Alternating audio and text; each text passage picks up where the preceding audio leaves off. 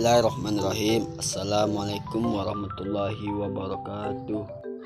Perkenalkan, nama saya Hendra, NIM 11901231. Nama saya Ika Fitriani, NIM 119012440. Saya Mutiara Putri Dwi Jayanti, NIM 11901236.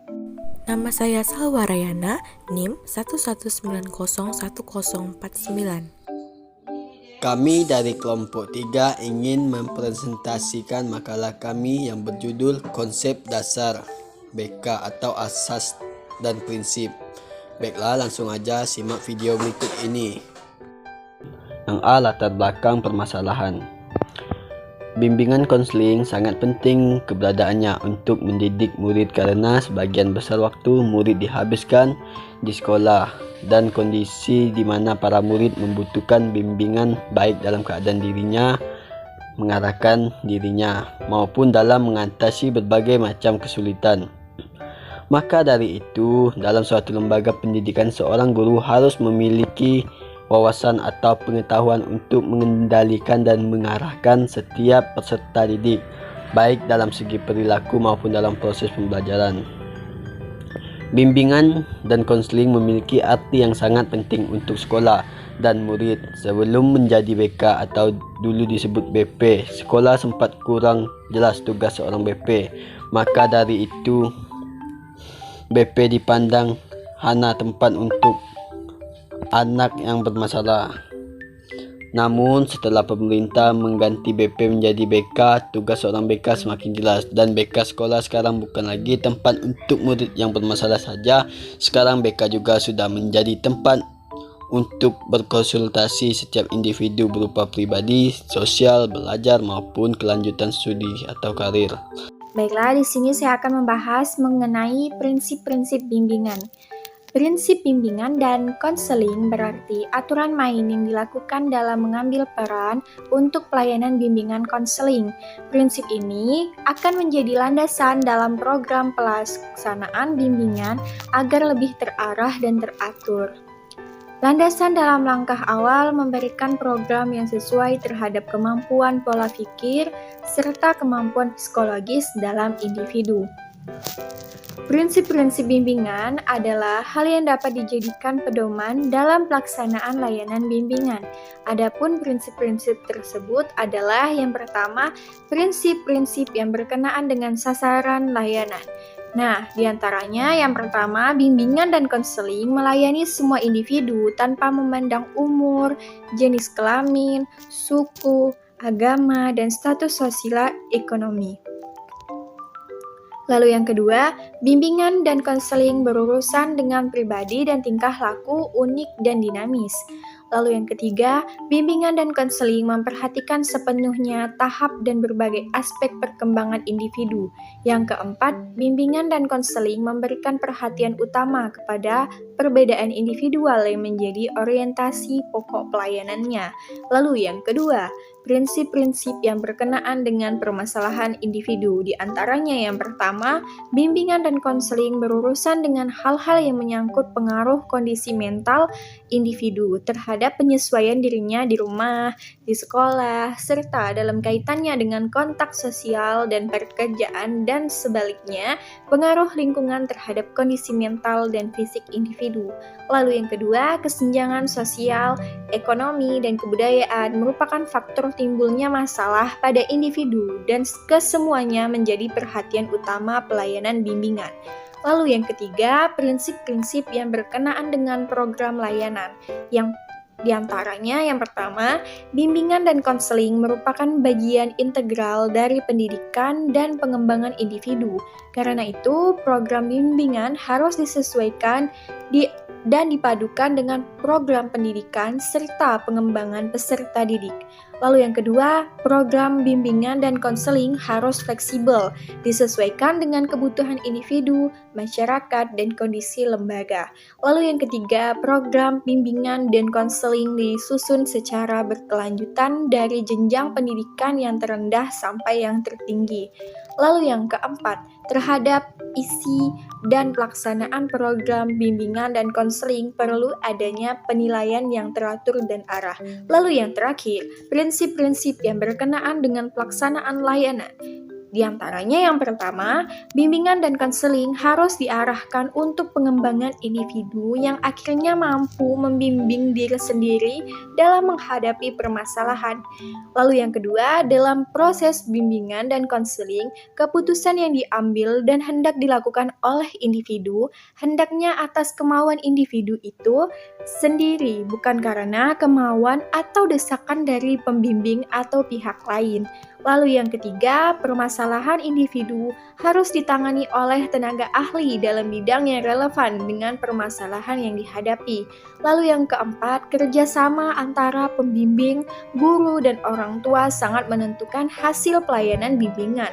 Lalu yang terakhir, pengembangan program pelayanan bimbingan dan konseling ditempuh melalui pemanfaatan yang maksimal dari hasil pengukuran dan penilaian terhadap individu yang terlihat dalam proses pelayanan dan program. Baiklah, saya akan melanjutkan materi yang kedua, yaitu asas-asas bimbingan dan konseling. Secara umum, asas adalah sumber dasar hukum dalam menjalankan suatu hubungan dengan orang lain sesuai norma dan ketentuan yang berlaku. Dalam bimbingan dan konseling, asas dimaksudkan menjadi dasar hukum dalam melakukan layanan bimbingan. Asas-asas yang harus terpenuhi dalam pelayanan bimbingan dan konseling adalah 1. Asas kerahasiaan. Asas kerahasiaan yaitu asas bimbingan dan konseling yang menuntut dirahasiakannya sejumlah data dan keterangan dari peserta didik atau klien yang menjadi sasaran layanan, yaitu data atau keterangannya yang tidak boleh dan tidak layak diketahui orang lain. Sesuatu yang dibicarakan antara klien atau peserta didik dan konselor atau guru pembimbing tidak boleh disampaikan ataupun tidak boleh diketahui oleh orang lain, di mana dalam kegiatan pelayanan bimbingan konseling adanya pembicaraan mengenai hal-hal yang pribadi dari klien tersebut. Oleh karena itu, sebagai konselor wajib untuk menjaga rahasia data dari kliennya tersebut. 2. Asas kesukarelaan. Asas kesukarelaan yaitu asas bimbingan dan konseling yang menghendaki adanya kesukarelaan dan kerelaan peserta didik atau klien untuk mengikuti, menjalani layanan, atau kegiatan yang diperuntukkan baginya. Seorang klien diharapkan secara sukarela dapat menceritakan ataupun menjelaskan masalah yang dialaminya kepada konselor, dan konselor juga hendaknya dapat memberikan bantuan dengan ikhlas tanpa terpaksa. 3. Asas keterbukaan. Asas keterbukaan yaitu asas bimbingan dan konseling yang menghendaki agar peserta didik atau klien yang menjadi sasaran layanan atau kegiatan untuk bersikap terbuka dan tidak berpura-pura, baik di dalam keterangan tentang dirinya sendiri maupun berbagai informasi dan materi dari luar yang berguna bagi pengembangan dirinya. Dalam hal ini, guru pembimbing berkewajiban mengembangkan keterbukaan peserta didik atau klien, sehingga penelaahan serta pengkajian berbagai kekuatan dan kelemahan klien dapat dilaksanakan. Keterbukaan ini amat terkait pada terselenggaranya asas kerahasiaan dan adanya kesukarelaan pada diri peserta didik yang menjadi sasaran atau layanan kegiatan. 4. Asas kegiatan. Asas kegiatan yaitu asas bimbingan dan konseling yang menghendaki agar peserta didik atau klien yang menjadi sasaran untuk berpartisipasi secara aktif di dalam penyelenggaraan layanan atau kegiatan bimbingan. Hasil dari usaha bimbingan dan konseling tidak akan tercapai dengan sendirinya, maka harus dilakukan dengan kerja giat oleh klien itu sendiri. Untuk itu, konselor atau guru pembimbing hendaknya membangkitkan semangat klien atau peserta didik, sehingga klien mampu dan mau melaksanakan kegiatan yang diperlukan dalam menyelesaikan masalah yang menjadi pokok pembicaraan dalam konseling. 5. Asas kemandirian.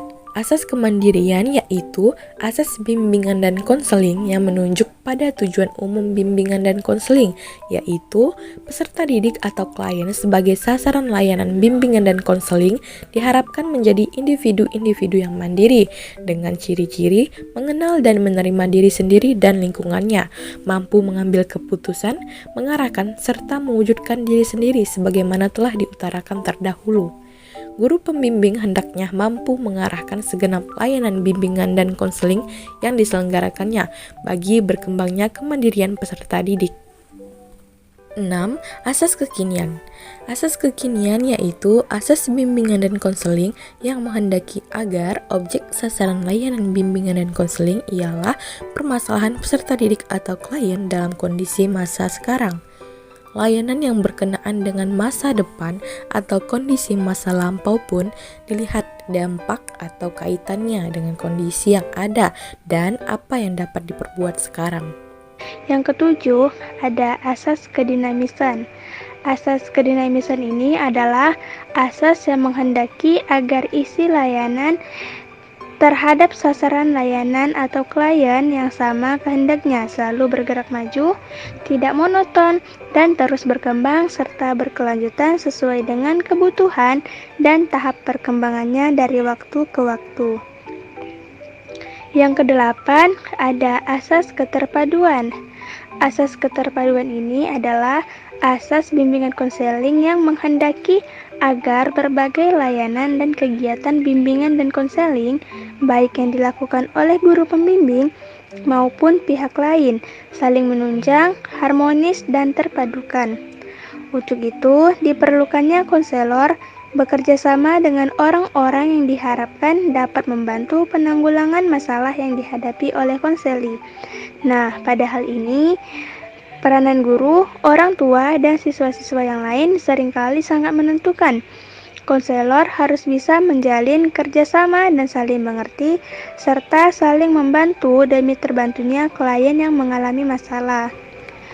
Yang kesembilan, ada asas kenormatifan.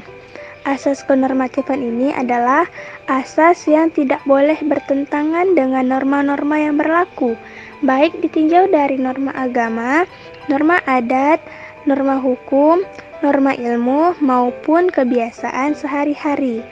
Asas kenormatifan ini diterapkan terhadap isi maupun proses penyelenggaraan bimbingan dan konseling. Seluruh isi dan layanannya harus sesuai dengan norma yang ada. Yang ke-10, ada asas keahlian. Asas keahlian yaitu asas bimbingan dan konseling yang menghendaki agar layanan dan kegiatan bimbingan dan konseling diselenggarakan atas dasar kaidah-kaidah profesional.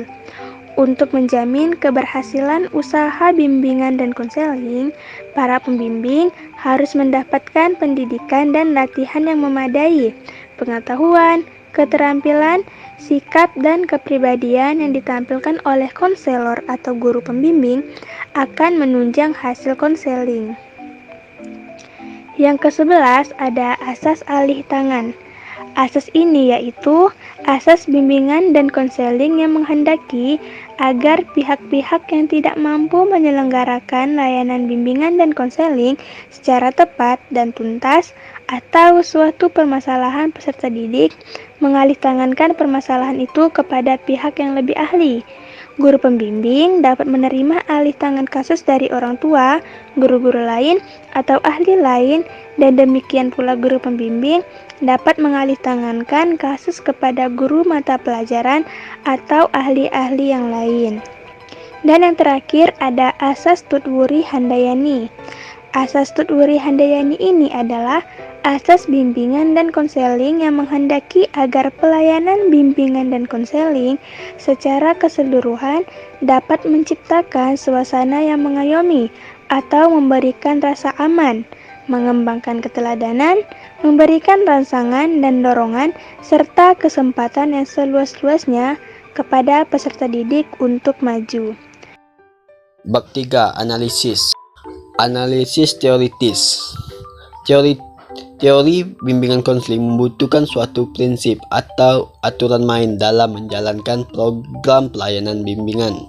Menurut Prayitno dan Herman Amti 1994 5.2220. Prinsip bimbingan konseling yaitu rumusan prinsip-prinsip bimbingan dan konseling pada umumnya berkenaan dengan sasaran pelayanan, masalah kalian, tujuan dan proses penanganan masalah, program pelayanan dan penyelenggaraan pelayanan. Sedangkan teori asas-asas bimbingan konseling yaitu asas kerahasiaan, kesukarelaan, keterbukaan, kekinian, kemandirian, kedinamisan, keterpaduan, kenormatifan, keahlian, alih tangan, dan tuturi handayani. Analisis praktis. Prinsip-prinsip bimbingan dan konseling adalah pemaduan hasil kajian teoritik dan praktik yang dirumuskan dan digunakan sebagai pedoman dalam pelaksanaan suatu pelayanan. Dalam pelayanan bimbingan dan konseling, prinsip-prinsip yang digunakannya bersumber dari kajian filosofis, hasil-hasil penelitian, dan pengalaman praktis tentang hakikat manusia, perkembangan dan kehidupan manusia dalam konteks sosial budayanya, pengertian, tujuan, fungsi, dan proses penyelenggaraan bimbingan dan konseling. Bab 4 penutup. Kesimpulan. Prinsip bimbingan dan konseling berarti aturan main yang dilakukan dalam mengambil peran untuk pelayanan BK. Prinsip ini akan menjadi landasan dalam program pelaksanaan bimbingan agar lebih terarah dan teratur. Prinsip-prinsip bimbingan dan konseling adalah hal-hal yang dapat dijadikan pedoman dalam pelaksanaan layanan bimbingan. Adapun prinsip-prinsip tersebut adalah: yang pertama, prinsip yang berkenaan dengan sasaran layanan; yang kedua, prinsip-prinsip yang berkenaan dengan permasalahan individu; yang ketiga, prinsip-prinsip yang berkenaan dengan program layanan; yang keempat, prinsip-prinsip yang berkenaan dengan pelaksanaan layanan.